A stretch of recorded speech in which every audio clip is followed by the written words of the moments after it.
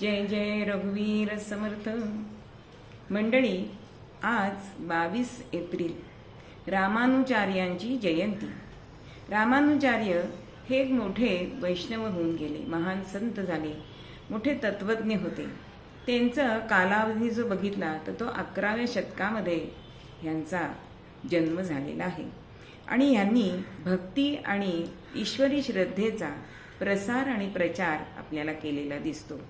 वैशिष्ट्याद्वैत हा वेदांत सिद्धांत त्यांनी मांडला। जातीभेदाला अत्यंत विरोध केला। ब्रह्मसूत्रावरती, भगवद्गीतेवरती त्यांनी टीका लिहिली। अहो, त्यांना लक्ष्मणाचा अवतार समजला जातो। दीर्घकाळ त्यांचा जो जात असे तो परमार्थ चर्चेमध्ये जात असे।